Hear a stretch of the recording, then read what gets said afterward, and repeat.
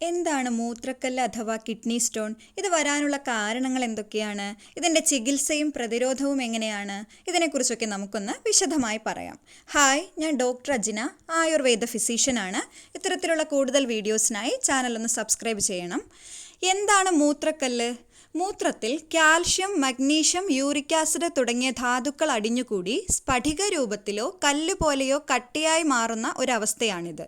വൃക്കകളിലോ മൂത്രസഞ്ചിയിലോ ഉണ്ടാകുന്ന ഇത്തരം കല്ലുകളെ മലയാളത്തിൽ മൂത്രക്കല്ല് എന്നും വൈദ്യശാസ്ത്രത്തിൽ ഇതിനെ യൂറിനറി കാൽക്കുലൈ അല്ലെങ്കിൽ നെഫ്രോലിത്തിയാസിസ് എന്നുമാണ് അറിയപ്പെടുന്നത്.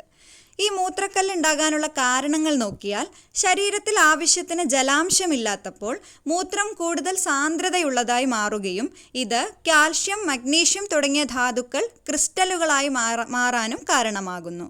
ഇതുപോലെ തന്നെ അമിതമായ ഉപ്പ്, പഞ്ചസാര, കാൽഷ്യം സപ്ലിമെൻറ്റുകൾ, പ്രോട്ടീൻ എന്നിവ അടങ്ങിയ ആഹാരങ്ങൾ കഴിക്കുന്നതും കല്ലുകൾ ഉണ്ടാക്കാൻ കാരണമാകുന്നതാണ്.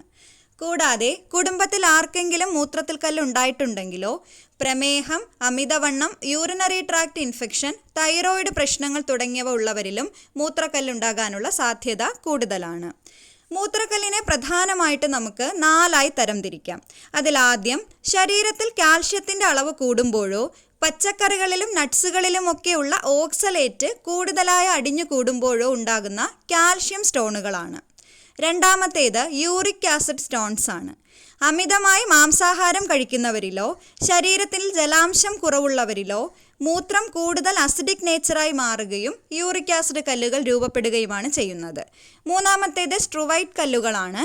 മൂത്രനാളിയിൽ ഉണ്ടാകുന്ന അണുബാധകൾ അഥവാ യൂറിനറി ട്രാക്ട് ഇൻഫെക്ഷൻസ് മൂലം പെട്ടെന്ന് വലുതാകുന്ന കല്ലുകളാണിവ. സ്ത്രീകളിലാണ് ഇത്തരം കല്ലുകൾ കൂടുതലായി കാണപ്പെടുന്നത്. നാലാമത്തേത് സിസ്റ്റിൻ കല്ലുകളാണ്. സിസ്റ്റിനൂറിയ എന്ന ജനിതകാവസ്ഥയുള്ള അപൂർവം ആളുകളിൽ മാത്രം കണ്ടുവരുന്ന കല്ലുകളാണിവ. ഇവയെ കൂടാതെ മൂത്രനാളിയിൽ കല്ലുകൾ രൂപപ്പെടുന്ന സ്ഥലത്തെ അടിസ്ഥാനമാക്കി കിഡ്നി സ്റ്റോണുകൾ എന്ന് പറയുന്നുണ്ട്. അതുപോലെ മൂത്രവാഹിനി കുഴലിൽ ഉണ്ടാകുന്നതാണെങ്കിൽ അതിനെ യുറീറ്ററൽ സ്റ്റോൺസ് എന്ന് പറയുന്നുണ്ട്. മൂത്രസഞ്ചിയിൽ ഉണ്ടാകുന്ന കല്ലുകളെ ബ്ലാഡർ സ്റ്റോൺസ് എന്നിങ്ങനെയും അറിയപ്പെടുന്നു. ഇനി മൂത്രക്കല്ലിൻ്റെ പ്രധാനപ്പെട്ട ലക്ഷണങ്ങൾ നോക്കിയാൽ, അടിവയറ്റിലോ നടുവിൻ്റെ ഭാഗത്തോ അനുഭവപ്പെടുന്ന കഠിനമായ വേദനയാണ് പ്രധാനം.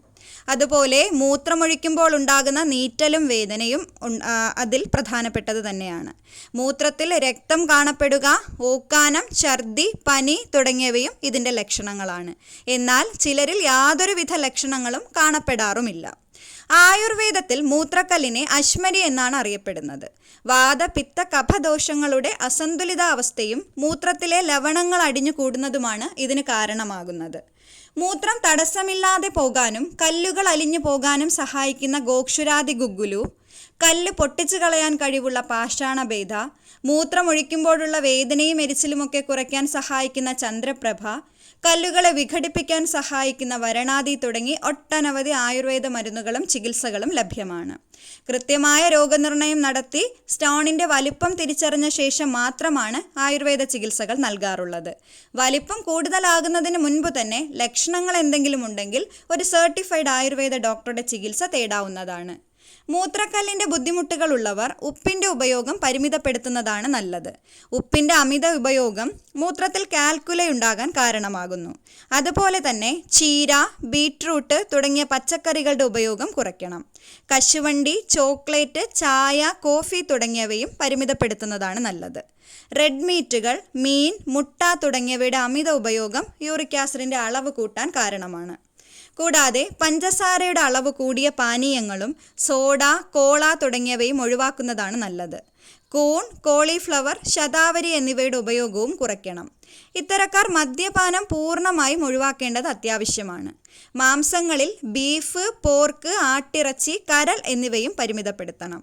സോയ അടങ്ങിയ ഭക്ഷണങ്ങൾ പരമാവധി കുറയ്ക്കാനും ശ്രമിക്കാം. ഇനി ഇത്തരക്കാർ ഭക്ഷണത്തിൽ ഉൾപ്പെടുത്തേണ്ടവയിൽ ആദ്യം ദിവസവും 2 മുതൽ 3 ലിറ്റർ വരെ വെള്ളം കുടിക്കുന്നത് നിർബന്ധമാക്കുക എന്നതാണ്. നിർജ്ജലീകരണം മൂലമാണ് വൃക്കയിലെ കല്ലുകൾ രൂപപ്പെടുന്നത്. ആയതിനാൽ ആവശ്യത്തിന് ജലാംശമുള്ളത് അവയുടെ രൂപീകരണത്തെ തടയുന്നതാണ്. അടുത്തത് സിട്രസ് ഫ്രൂട്ട്സിൻ്റെ ഉപയോഗം കൂട്ടുക എന്നതാണ്. ഇതിൽ പ്രധാനം നാരങ്ങ, ഓറഞ്ച്, മുന്തിരി തുടങ്ങിയവയാണ്. പാല്, തൈര് എന്നിവ മിതമായ അളവിൽ കഴിക്കുന്നത് ശരീരത്തിന് ആവശ്യമുള്ള കാൽഷ്യത്തിൻ്റെ അളവ് നിലനിർത്താൻ സഹായിക്കുന്നതാണ്. ധാരാളം ഫൈബർ കണ്ടൻസ് അടങ്ങിയ പഴങ്ങളും പച്ചക്കറികളും തവിടുള്ള അരി എന്നിവയും ഭക്ഷണത്തിൽ ഉൾപ്പെടുത്താം. കൃത്യമായ ഭക്ഷണശീലവും ശരിയായ ജീവിതശൈലിയും പിന്തുടരുന്നതിലൂടെ ഇത്തരം അസുഖങ്ങളെ ഒരു പരിധിവരെ നമുക്ക് തടയാനാകും. പ്രധാനമായും ഇത്രയും കാര്യങ്ങളാണ് ഈ ഒരു ടോപ്പിക്കിൽ പറയാനുള്ളത്. നിങ്ങൾക്ക് ഈ വീഡിയോ ഇഷ്ടമായെങ്കിൽ please do like, share, comment and subscribe. Thank